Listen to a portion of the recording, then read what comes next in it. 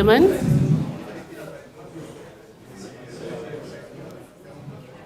Good evening, ladies and gentlemen. Can you please rise as the procession enters the room?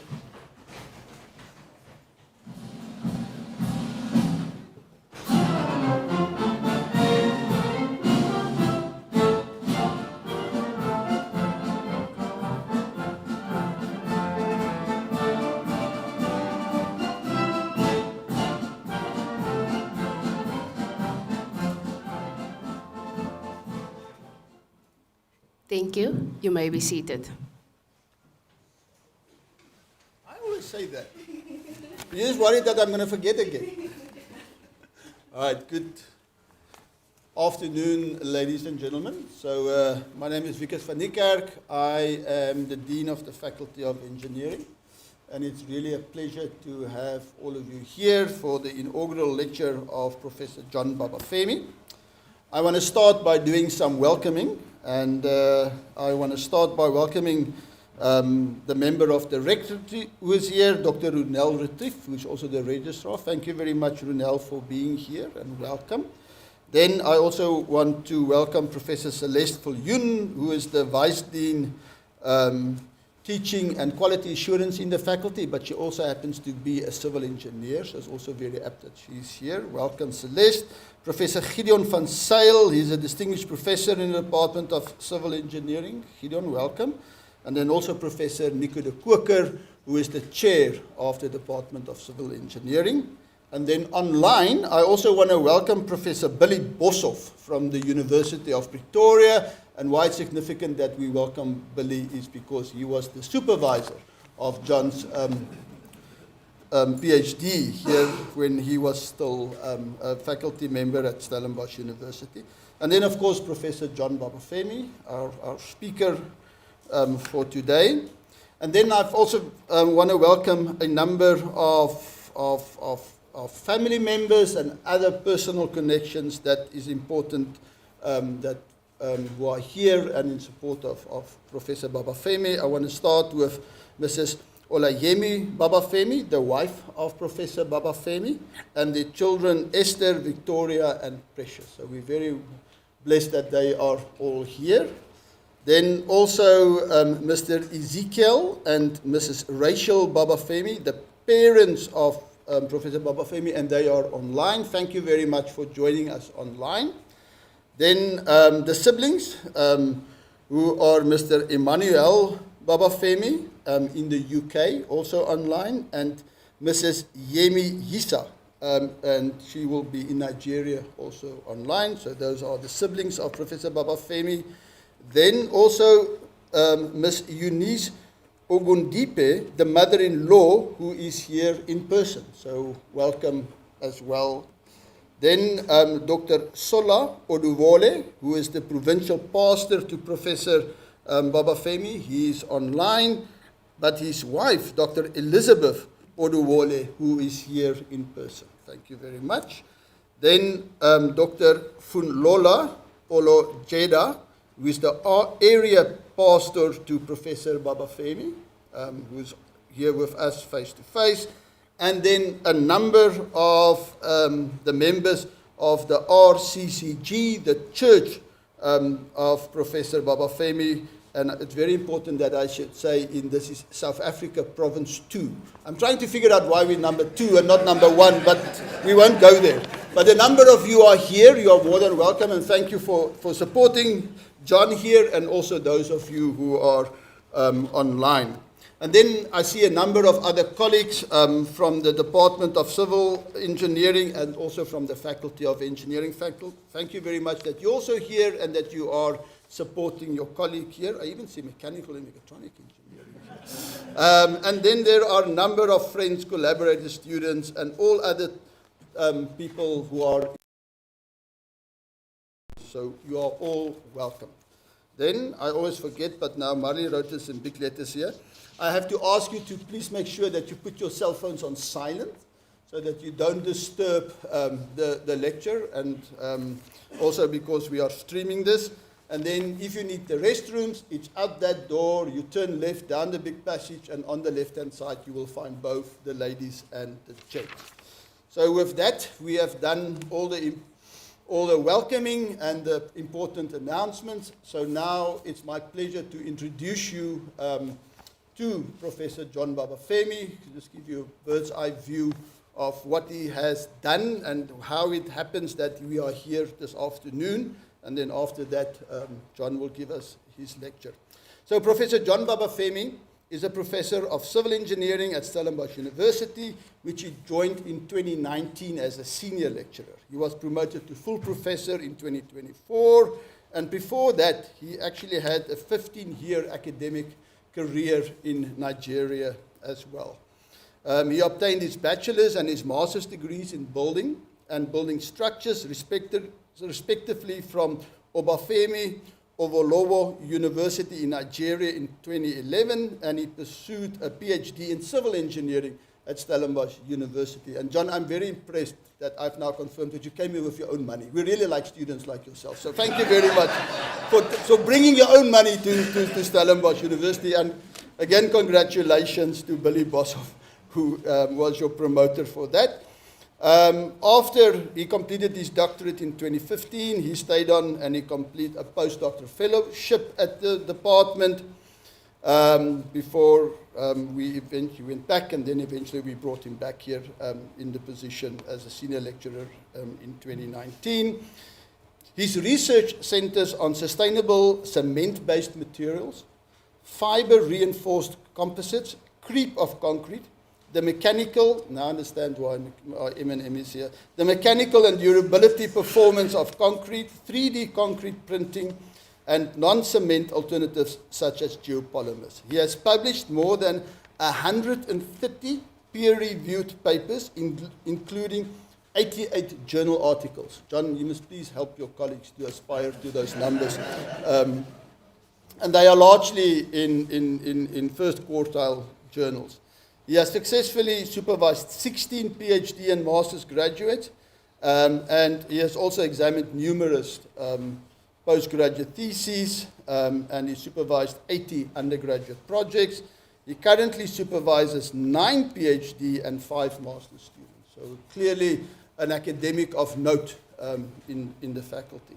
He has secured multiple research grants, including the prestigious National Research Foundation Competitive Program for Rated Researchers, and he regularly collaborates with industry, has chaired and served on several conference committees, contributed actively to academic leadership. Babafemi's role in the department have included the head of the structures division. He is line manager of a number of colleagues. He is a member of the departmental management committee.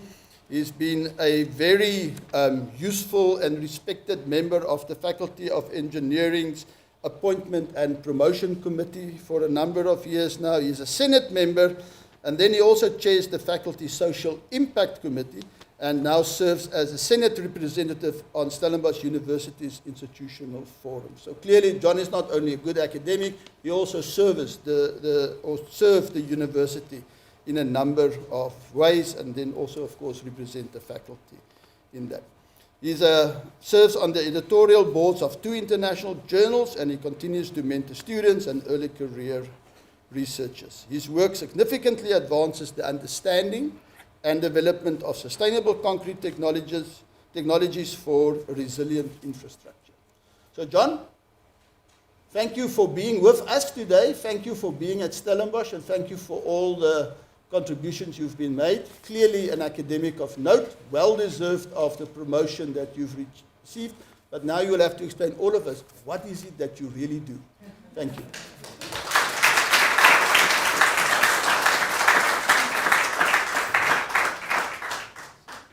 Thank you, Vikas, for the kind introduction, and welcome to everybody. Thank you for making time to be here. It's a great honor for me that you have left your work to be here this evening. Thank you so much. And to those online, thank you for joining. I know you will have loved to be here, but for one reason or the other, you are not. But all the same, I appreciate you. Thank you so much. Okay, let's get into the business of the evening. One of my colleagues, when he gave his inaugural 2 years ago, At the middle of his presentation, he says he loves concrete. And I can tell you from the beginning, I'm not going to wait to the middle for you to realize I love concrete. And that's why my research is on sustainable concrete. Okay, so, Madam Registrar, about AD 60, between AD 60 to AD 62, one of the foremost writers of the New Testament in the Bible, by the name Apostle Paul, I call him the superstar of the New Testament. He wrote these words to one of the churches, precisely the church in Ephesus, and I like to quote his words.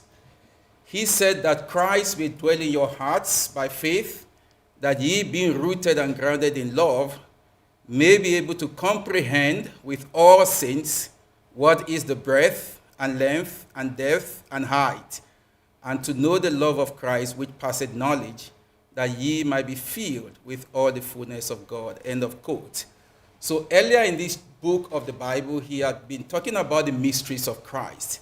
And then when he got to verse 19, which is the middle quote, he said his desire is that the saints in Ephesus will comprehend with all the saints what is the breadth and length and depth and height of the love of Christ.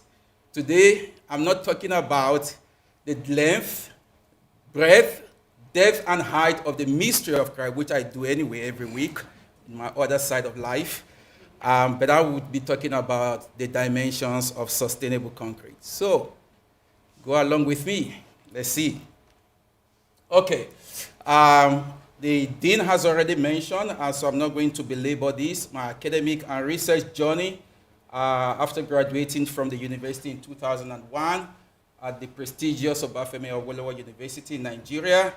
And then, of course, my love for sustainable concrete actually stems from then.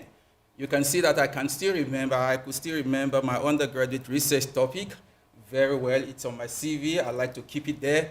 You could see that I've started looking at sustainable concrete right from way back. Effect of partial or total replacement of sharp sand, which we call your natural sand, with erosion sand, which is something that we have in abundance in our rainwater gutter in Nigeria or channels. And then my supervisor, then Professor Olushola, asked me to investigate the possibility of using this abundant alternative to conventional. So that was where the interest began from. And after that, there was a compulsory national youth service we had to do in Nigeria, which I did between January to December. And then afterwards, I got my first lecturing job at same university in northern Nigeria in 2003. And later, after 3 years, I joined my alma mater, Babafemi University, and then had a master's in 2011. You can see a decade between my undergrad and my master's. That was a long time, right?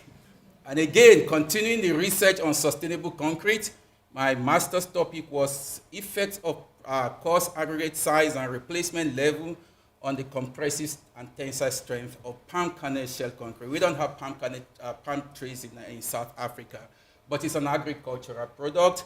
I was looking at effect of replacing it with your natural stone in concrete. So you can see way back the interest on sustainable concrete had been going on. And I was privileged to be supervised by the same supervisor for my undergrad and my postgrad. I believe Professor Lushola is online now listening. Thank you for your mentorship. And then came to Stellenbosch 2011 to pursue my master's. As mentioned, I was supervised by Professor Billy Bossoff, and then went back to Nigeria because I was an academic, and then came back for a postdoc between May 2016 and June, and then went back to Nigeria again, my pastor, Pastor Funlola, after I left, after my PhD, and then came back for my postdoc. You see, the first one was John's first coming. And then I came back for a postdoc. He said, oh, this is John's second coming. And then 2019, I eventually came to stay. And then this is my third coming. So here am I, my third coming, and decided to stay here with my family. All right, so what do I have on the menu for the agenda this evening? I'll give a quick overview of the construction industry, the prominent role the construction industry is playing in terms of national development. Then, of course, extraction of materials, which is unsustainable as I consider it, and the impact on the environment, and then I'll move on to concrete. I have tried to put it in a metaphor, good, the bad, and the ugly of concrete, and then pathway to decarbonization, elements of sustainable concrete. So I'll give a quick background about this and then situate my research on sustainable concrete based on what I will have discussed, and then I'll give some concluding remarks. Okay, so with the construction industry, even if you are not in our industry, you should know that the construction industry is a key driver of economic growth or development of any nation. It actually catalyzes economic growth, and then it's a source of employment, construction activity, national infrastructure, and the likes. Some articles have shown that the construction industry actually contributes about 14% to the gross domestic product. So the construction industry plays a key role in the development of any nation. Of course, it facilitates the development of essential systems such as transportation, energy, and so on and so forth. There is no doubt that the construction industry plays a major role when we talk about national development. However, the construction industry relies heavily on material extraction. This is a picture somewhere in the DRC where materials are being mined for construction. Globally speaking, with all industries, over 100 billion tons of material is extracted per year, per annum. And it is said that between 1970 to now, we have had about over 400% increase in raw material extraction. That is quite significant. Of course, we can look at all of the effect on our climate, on our environment, and so on. And then it is projected by 2060, and this will increase by 60%. There's no doubt that that is not sustainable. Yes, we're always going to use natural raw materials, but we can actually minimize the extraction. Okay, now coming specifically to the construction industry, of the over 100 billion tons of materials extracted, 50% is attributed to the construction industry. That's huge. If I want to give more specific breakdown, for example, the production of Portland cement, which actually is produced from heating limestone. You mine limestone and then you heat to very significant temperature, about 1,450, and then clay to eventually produce concrete. Up to 4.7 billion tons of cement is consumed yearly. Steel, up to 1.9 billion tons, and then aggregate in terms of stone and sand. That is quite significant, and it cannot be business as usual, because we then see that all of these are added to then produce our concrete.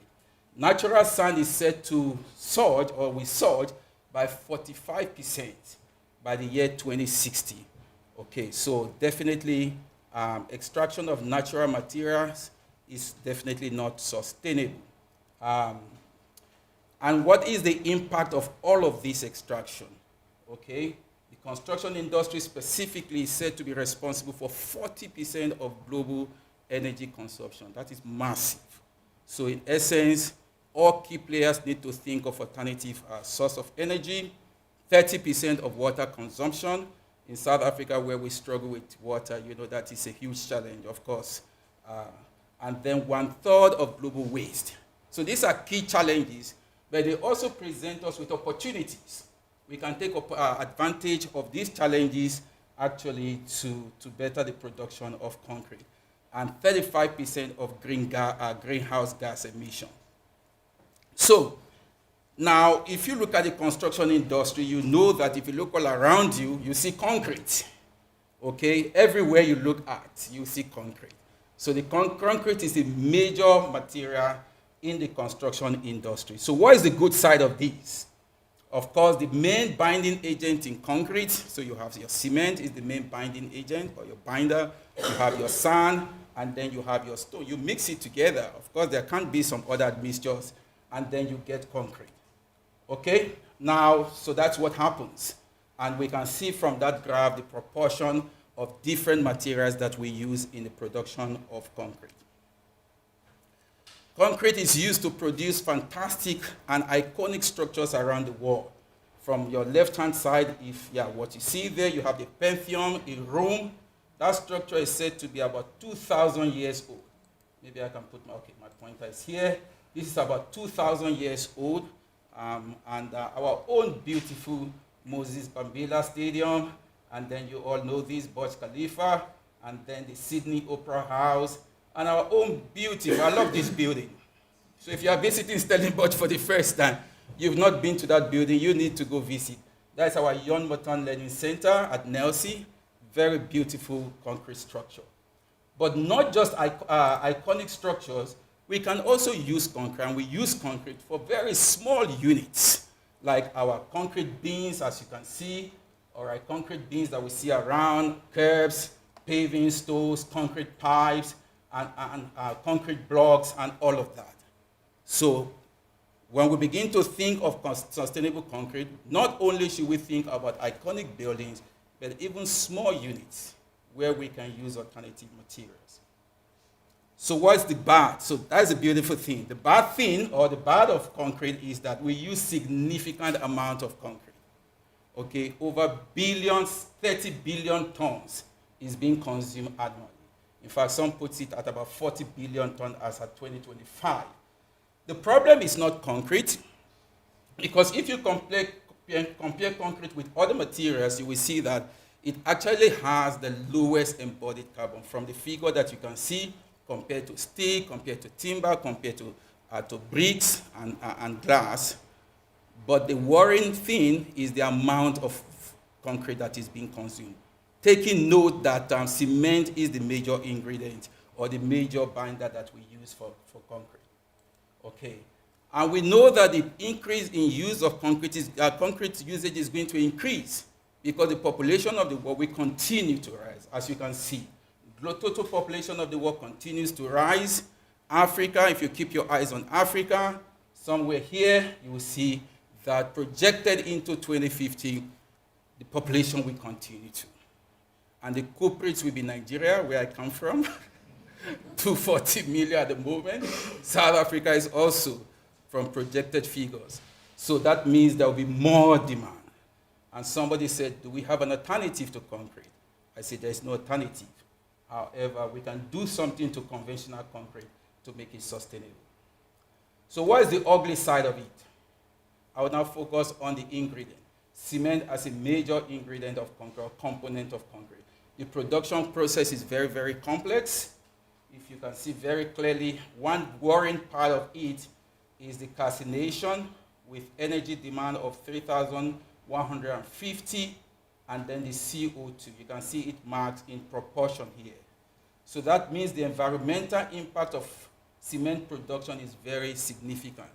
Okay, 4.5 billion tons of Portland cement being consumed annually, and a staggering 1.6 billion tons of CO2 is being emitted.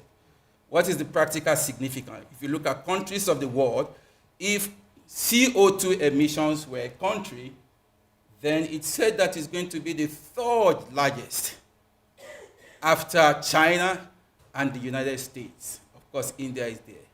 So this is worrying. And of course, we know the effect of CO2 emission on climate with all the attendant, effects, flooding, deforestation, and all of that. So it cannot be business as usual. Yes, efforts are already being made, but we need to intensify. And the Global Cement and Concrete Industry Roadmap, they've come up with this roadmap that if we want to achieve carbon neutrality in 2050, so if you look at this, if we do nothing, then we're going to be about here in 2050, 3.8 gigatons of CO2 being emitted. But there are steps that can be taken in terms of efficiency in our design and construction, efficiency in concrete production, savings in cement and binders, savings in alternative clinker production, carbon capture and utilization and storage. Of course, there are some concerns with that. There's a recent article where it shows that can we really store? Will there be leakage back to the atmosphere? And then decarbonization of electricity, and then carbon sink. So this association, which actually is a combination of countries from the Americas, India, Asia, Africa inclusive, they have come up with this roadmap that this is the way. You can see the proportion of the solution because the solution is multifaceted. So if all of these are combined, we can achieve net zero. Now, where does my research come in? My research is definitely hinged on one of the proposed solutions to achieving net zero in 2050. So for concrete to be sustainable, I would say that it has to be designed, number one, to reduce carbon, embodied carbon. Number two, to conserve natural resources, enhance performance. Okay, now we're talking about mechanical properties, durability. Usually we design our structures for 50 years. Okay, but somebody said, why can't we design for 100 years? Why can't we design for 200 years? However, whatever solution, it must enhance performance, improve energy and water efficiency across its life cycle, facilitate circularity, which is one of the thrusts of my research, and then align with social and economic sustainability. So my research over the years is hinged on achieving the Sustainable Development Goals, 9, 11, 12, and 13, also aligns with the National Development Plan 2030 of the Republic of South Africa, which has to do with equitable transition to low carbon. I didn't add that here, but it actually aligns with the environmental sustainability of Stellenbosch University. Okay, so I would then now situate my research over these years, decade and a half, on sustainable concrete into dimensions. Of course, from the scriptures that I quote when I started my presentation, you will see that there are dimensions in the mystery of Christ. And also, when we do concrete research, there are dimensions: breadth, length, depth, and height. So let's get into these. It's getting interesting. Okay, now I want to say that from my research, the use of alternative materials I've classified is as the breadth. Because when you're moving from conventional concrete to sustainable concrete, the major problem with conventional concrete is Portland cement, okay, where you have 8% CO2 emissions. So you want to find alternative to cement. Now you have aggregate, sand, stone. We have seen that the extraction is not sustainable. Of course, we're always going to extract, but we can minimize. Can we think of alternatives? Can we pursue circularity? Okay, so I'll be focusing on this dimension. Of course, the side of replacing water, alternative for water and all of that are there, but I wouldn't go into that today. So over the years, in looking for alternative, we have standards that govern the kind of materials that we can use. And these requirements are that whatever alternative you are using to replace conventional cement partially, it must be pozzolanic. Okay, that is a technical word. And that means that it must be siliceous or silico-aluminous. I'll break it down. It means that it must have silica, reactive silica. Or it has reactive silica and alumina. And the essence is that when you add water to cement, there is a chemical reaction that takes place. We call that hydration. All right? Hydration eventually leads to, it produces product of hydration, which we call calcium silicate hydrate. All right? So if you are using any material to replace cement, it must somehow have the characteristics of cement so that it can react with the hydration product of cement, which is calcium hydroxide, and then you have the calcium silicate hydrate, which is calcium silicate hydrate is a gel, all right? Gel that densifies the microstructure of concrete. So these materials could be natural pozzolana or natural calcined pozzolana. Calcined means you heat.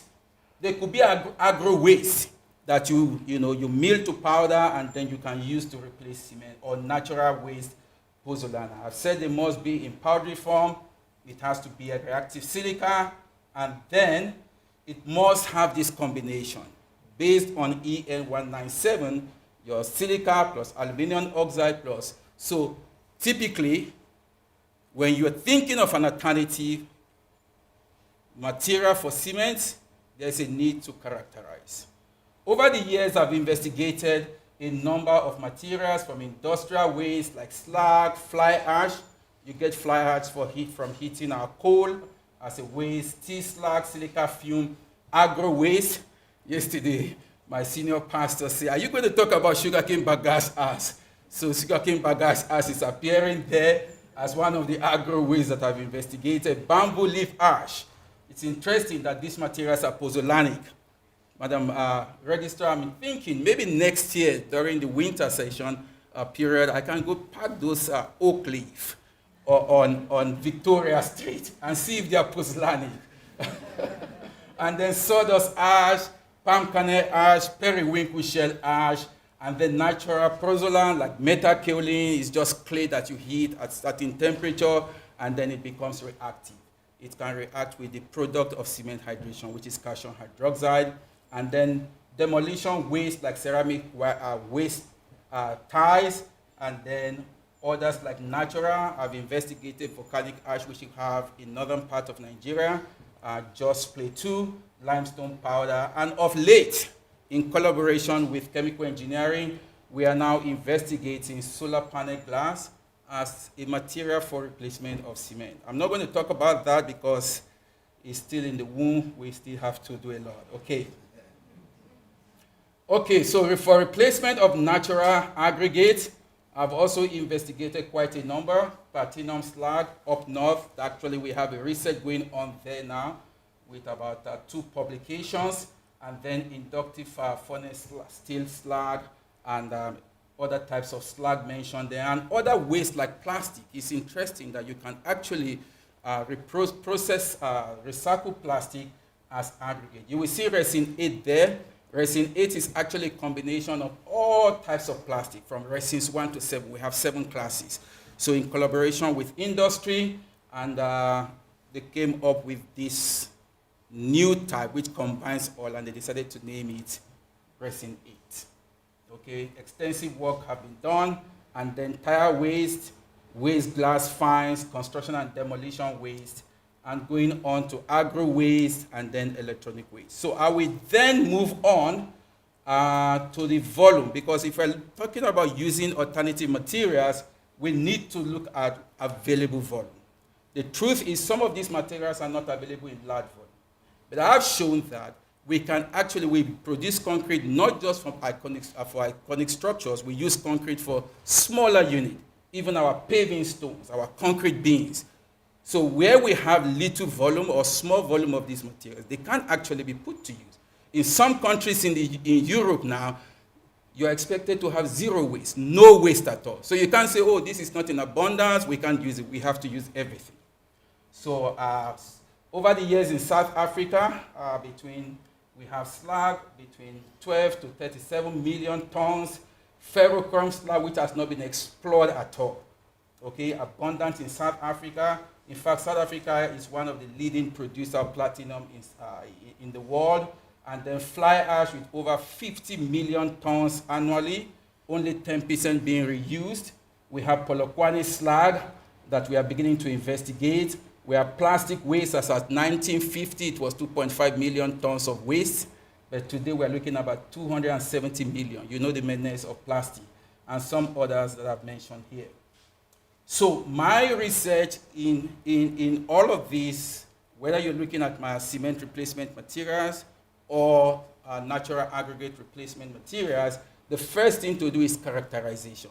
So the material is one, and the second thing is characterization. We will typically do characterization like SRF, which is to actually look at the oxide composition. Remember, I've said for any of these materials to pass the test that you can use them as cement replacement, the combination of silica, iron oxide, and aluminum oxide must be up to 70%. So typically we would normally do characterization of these materials to see the oxide composition, and then we proceed to look at the XSRD, X-ray diffraction analysis, which gives us an indication of the amorphosity. If you can see clearly here, this is LC2, limestone calcined clay cement, limestone calcined clay which gives an amorphous content of about 27, and here you're looking at silica with amorphous content of over 90%.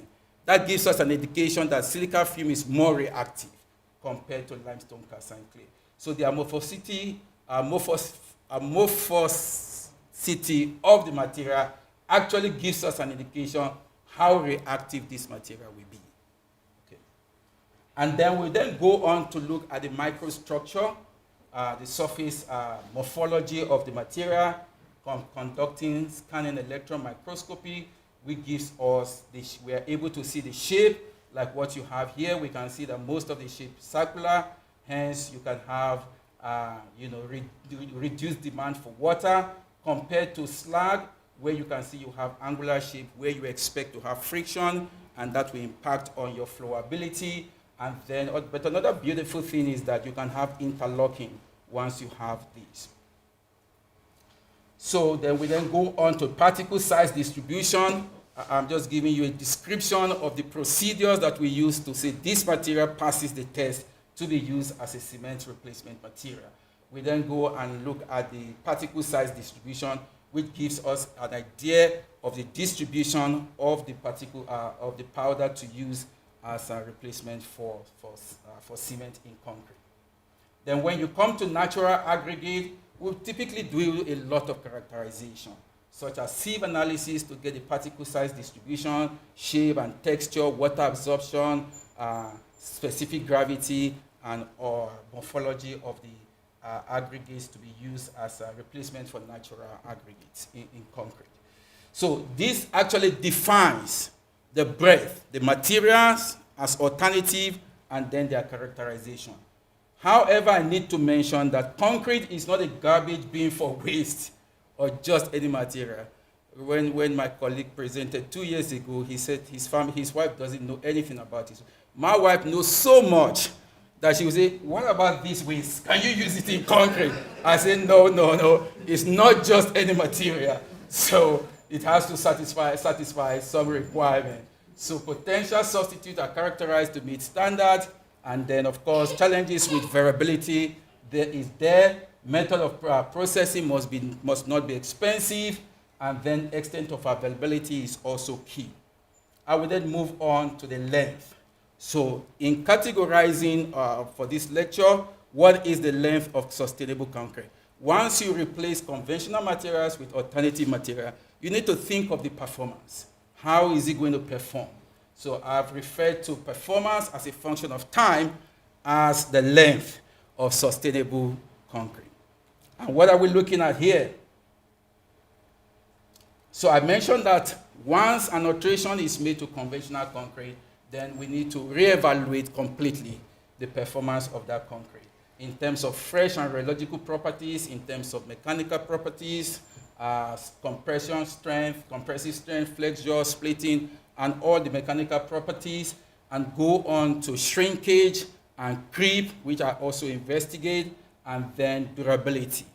And durability has to do with the structure's ability to withstand weathering, chemical attacks, abrasion, and other environmental conditions. So the concrete must be durable over an extended period of time or under any kind of condition, whether under acid, sulfate attack, resistance to chloride, or oxygen or water permeability.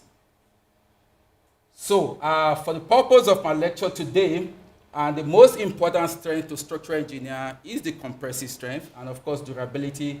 So I will limit some of my presentation here to the compressive strength and a bit of durability, but emphasis will be placed on three categorization of my research, which I've called SCM-based concrete, which is supplementary cementitious material. That's when I use other alternative for cement, we call that supplementary cementitious materials, and then geopolymer concrete, which is a zero Portland cement kind of concrete. In that case, you have aluminum silicate materials, and you are reacting them with alkaline activators, and then you have this geopolymerization to eventually form a solid mass like your conventional concrete. And then, of course, 3D concrete printing. So very quickly, I will look at LC3 and the use of construction and demolition waste. This is one of our findings, where we substituted conventional Portland cement for limestone calcined clay.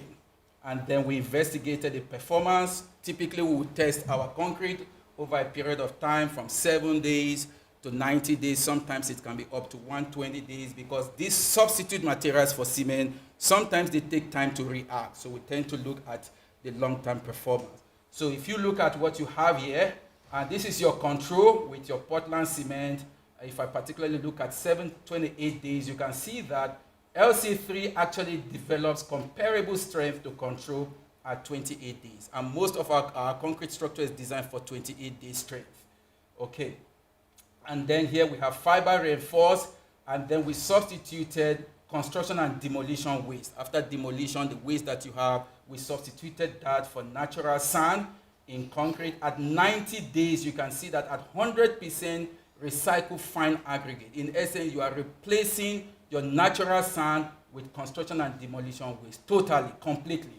And you can see that we even have higher compressive strength compared to control where you use your natural strength. So in essence, there's potential for waste materials usage in concrete.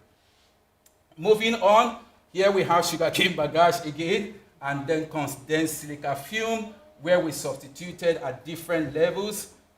We initially invested, this is your control, at 28 days and 7 days. We have 30% bagasse ash. You can see that there was a slight reduction in strength. And then we included silica fume at 10% somewhere here. You can see that at 28 days it outperformed. So 30% of sugarcane bagasse ash and then 10% of silica fume gives us increased strength over our control. And then we check the durability, just some durability in this index that we use. Oxygen permeability, you will see that for the 30% sugarcane bagasse ash and the 10% silica fume, for the durability performance, you see that it outperforms the control. Moving quickly, I've investigated platinum slag, which is quite abundant. We have about 20 million tons of that. This is an ongoing research, but just to show us that at 28 days, we have comparable strength, actually, slightly lower than the control, but comparable. And if you look at the durability performance, all the measures perform quite excellently. So that tells us that this abundant waste, we can actually substitute it in concrete for natural reduce, thereby reducing the amount of extracted material or excavated materials. And then geopolymer, some fantastic results. This has been published. You can see this is geopolymer without waste aggregate. Of course, the geopolymer itself was produced from metal kaolin and correct slag, but we substituted 5% of plastic waste, 10% of plastic waste. You can see some decrease in strength, but again, remember that this decrease in strength does not actually disqualify the use of that material. You can put it to other applications where structural strength is not required. And then with 5 and 10% glass, this is glass, 5% by mass replacement of cement, we can see that we have comparable strength to our control. So recently, in the last maybe decade, research on 3D concrete printing has gained global attention. Rather than building with block and mortar, it's very possible now to print your house. Okay, and we are privileged in our department, thanks to Professor Francine, who brought the knowledge to this institution. Now you can print a house depending on the size. We've had houses, I've read of houses printed in just 24 hours. Okay, and I believe this is going to be very important going forward. Of course, at this moment, the technology readiness level is between 6 and 7, but we are still hoping that a house will be printed soon in South Africa for people to come see, especially here in Stellenbosch University. Okay. So 3D printed structures, you can see for different applications, single-story, double-story building, footbridges, and on and on. So my research, there's a query about 3D printed concrete. The general query is that it's not sustainable. because of the amount of cement that you need. Conventional concrete, you will need about 350 thereabout. But with 3D printed, you will need about 600 kilograms per meter cube of cement, which is actually not sustainable. So my research is to lower the use of cement, which we have done successfully using all of these waste industrial materials and natural clay, and then 3D geopolymer concrete. And with very encouraging strength, this is one of our students who is going to be graduating soon, where we have cement replaced at 40% using fly ash silica fume, using fly ash and metal kaolin, and 60% of slag. So these are the printed columns that he produced. And also, with that same mix, replacing 60% of cement with this industrial waste, and on top of that, replacing your natural sand with construction and demolition waste. And this figure here shows the progression of research in terms of the aggregate to binder ratio. Our research is sitting around here. If I'm not exaggerating, I think at the moment globally, our research has produced the highest aggregate to binder ratio, which is here, which has significantly reduced the content of cement. Going forward, with fantastic compressive strength, up to structural strength that we have achieved with all of these substitute materials, as you can see here, typically structural strength will be 25 MPa.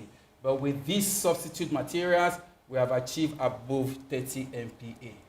So what is the depth? Now, when we do all of these performance tests in terms of the compression strength, in terms of the durability, now we need to go into the concrete to look at what is responsible, because you need to justify, you need to explain the strength that you have obtained, and to do that, you go right into the concrete. So I have called the microstructure the depth. Okay, I think I should publish a book on this. Okay, so the microstructure defines the durability, permeability, long-term performance, and typically the CSH, which is the calcium silicate hydride gel, is very important, and then other pozzolanic products. The microstructure actually, you're looking at how dense it is, the microstructure is as a result of these alternative materials, and then the denser it is, the more resistant it is to, chemical attack. So typically we will use these analytical tools. I'm not going to go into the details of that, and then I'll just show some results comparing Portland cement concrete with LC3, where we're using limestone and calcined clay, replacing natural cement by 50%.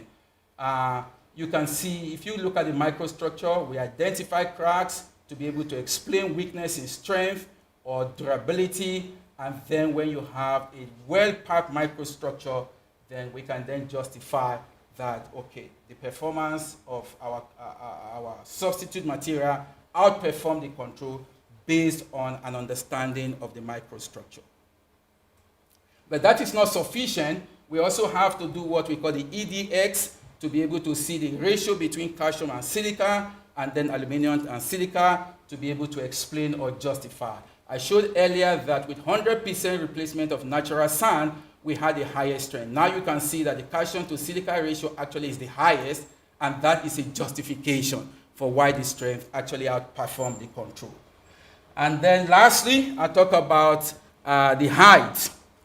The height, all of these that we're talking about, you're replacing cement with alternative materials, you're replacing aggregate. To a contractor, it makes no sense if you don't talk about the figures. So is it going to be cheaper? I remember when I met with some people from the city of Cape Town, they said, is it going to be cheaper than conventional? So cost is very important, but not only that, I mean, global warming potential, CO2 the reduction, in essence, you are looking at it in a holistic manner. So the life cycle analysis of sustainable concrete is a comprehensive evaluation that quantifies and assesses the environmental impact associated with concrete from cradle to grave, and that is from material extraction, which I started from, to the end of life. So for limestone calcined clay, which is believed to be the material, the alternative for the future, look at the significant difference. You're going to have 40% less CO2 emission. You're going to have lower cost of production, durable and high performance. And then more specifically, this is your conventional OPC, ordinary Portland cement. Okay, but if you compare with limestone calcined clay, no CO2, 20% less energy requirement. So this is quite interesting. And these figures actually favors it, gives it, favors this type of cement over our conventional cement. And then this is geopolymer concrete bricks, where we consider the effect of the total CO2 emitted compared to our conventional masonry units and clay brick. We can see that the alternative masonry units actually had less CO2 emission. Of course, for geopolymer, the cost was more than, but I believe as we begin to investigate alternative alkaline activator, that cost is going to reduce. With a substitution of platinum slag for fine aggregate, we have comparable strength at different levels, 10%, 20%, 30%. We can see that the strength is comparable to the control, where you don't have waste. In fact, slightly lower. So this actually favors the use of alternative materials. And the strength performance was actually comparable to the control. So in conclusion, my concluding remarks would be that there is no substitute for concrete. However, it must be produced sustainable. Every little contribution, 10%, 5% here does matter. And then prescriptive standard limits creativity. Prescriptive standard would be that where our standard says you must use this amount of this and that. But performance basis, rather, I want a concrete of 30 MPa. How are you going to achieve that? I can do whatever to achieve 30 MPa. Okay. And then lastly, sustainable concrete is achieved when its material performance, microstructure, life cycle speaks the same language. And that language is what? Sustainability. This is my story. Thank you.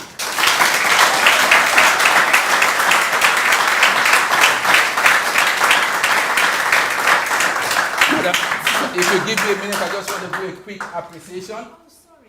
Just make it very quick. So a long list of appreciation. I can't thank you enough.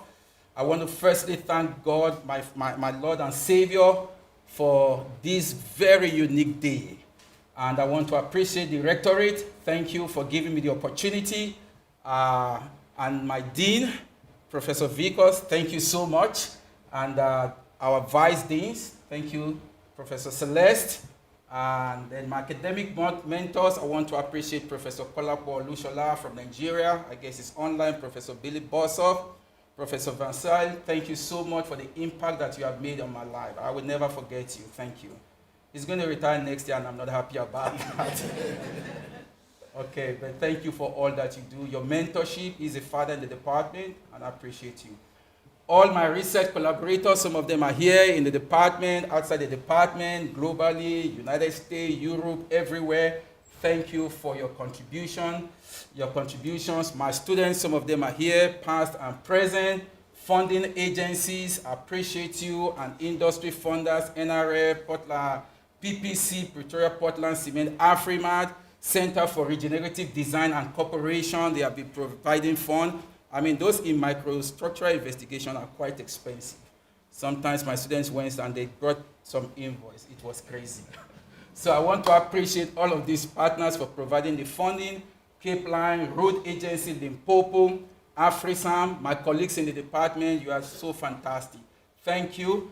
And our admin staff, excellent. I don't want to mention names now, but all of you, I appreciate you. And then the laboratory staff for the excellent work. Whenever they see waste, they know it's John. It must be John. So thank you for all that you do. All my pastors, I want to particularly single out two of my senior pastors, if you allow me, Pastor Funlola Olejede, Dr. Funlola Olejede. So now we're in the academic setting, so let me use your title. Dr. Funlola Olejede, thank you. She's a mother. Please, can you stand for recognition? Thank you. She's played a major role in my life, spiritually and in every way. Thank you for all you do. I thank you so much. Thank you very much. And the wife of our provincial pastor, my mommy, my friend, Pastor Okay, I'll use your academic title too, Dr. Elizabeth Oduwole. Please arise, stand for recognition. Thank you, ma, for all that you do. Professor Olalekan Akimbo, a man I have high regard for. Thank you so much for all you do. I appreciate you. Pastor Abegunde, thank you for coming. All members of the Redeemed Christian Church of God online here, my immediate family. I want to appreciate my wife. Thank you so much. Please rise for recognition. Thank you so much. Thank you. She stood by me through the thick and the thin. I appreciate all that you do. I wouldn't be where I am today without you. I love you. Thank you. Thank you so much. My daughters, Esther. Where's Esther? Please rise. Esther, Victoria, Precious. God bless all of you. Thank you. They say Daddy's always on the computer. Thank you. Thank you for your support. And then I want to appreciate my parents who are online, my siblings, my mother-in-law. Where is she? She's there. Please rise, mommy. Thank you for standing with me. Dinsa, when I had to come here for my PhD, I had to withdraw her from the state where she was to come stay with my family. Thank you. And then I went back. She went back to her base. I was coming for postdoc. I took her again to come stay with my family. Thank you, ma. God bless you. I appreciate you. And then friends who are here, well-wishers all over the world, thank you for your support. I appreciate it.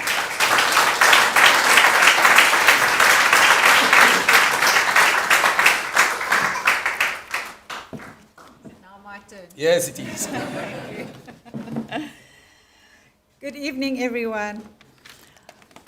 On behalf of Stellenbosch University, it's a pleasure to congratulate Professor Babafemi on this milestone, his inaugural lecture and his appointment as full professor in civil engineering.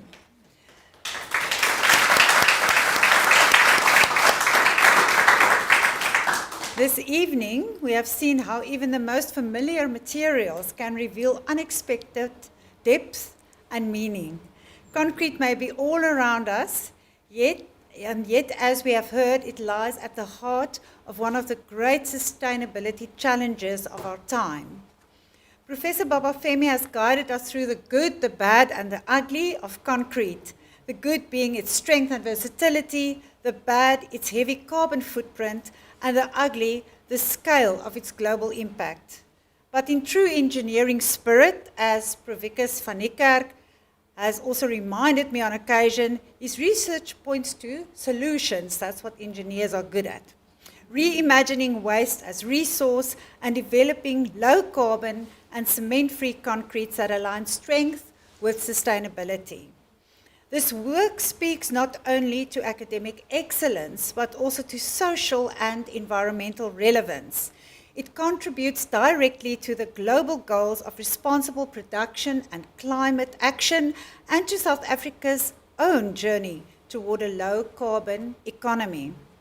We also celebrate the personal journey behind these achievements.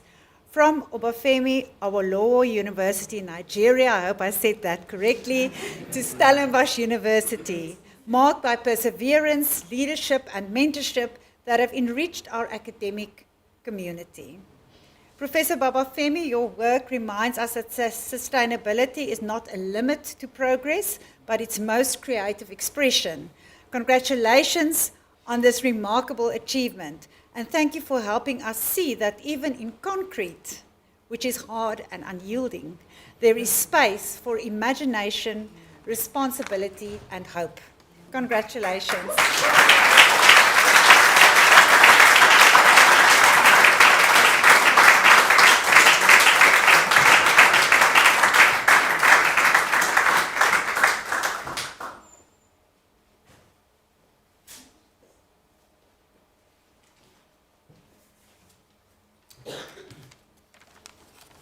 Good evening, ladies and gentlemen. So I have the pleasure to extend the list of thanks that John put on the screen. Mostly the people I have the honor of thanking are the people that made this evening possible. Obviously the first person without which the evening would not be, or without whom the evening would not be possible is John. Thank you for all the effort you put into giving us a very informative talk. And then the registrar, thank you for coming, Dr. Renal Retief. There's also specific people, I think, who, so John mentioned them, he didn't want to mention them by name, but I'm going to name them. So John's work has a very large footprint in our laboratories, and the people in our laboratories are often sort of anonymous people working behind the scenes, but I think it's important that we acknowledge the effort and the hard work that they're putting. So specifically for the structural laboratory and the materials laboratory where John works, Kyle February, Leroy Jones, Charlton Ramat, and Julian Thompson put in a lot of effort in the work that John does. Then there's the corporate communications and marketing division of the university, which is making the live streaming of this event possible. There, people to thank would be Amira Brown, Chuma Jakala, Krista Davids, Jonathan Dale Brankenberg, and Justin Alberts. And then the people who made the venue ready for us to be able to enjoy the lecture are the people from the Dean's Division. So Ulrich Smith, Jamie Sampson, and Clint Botha. And Marley is always also putting in a lot of effort in arranging these functions. So thank you all for coming. There's refreshments just down the hall, so please don't disappear. Thank you.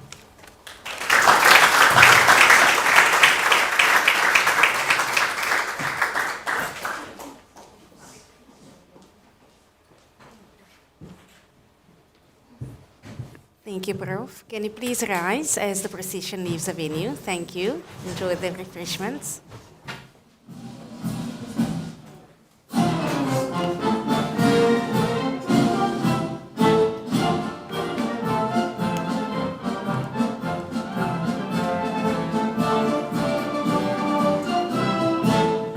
Thank you.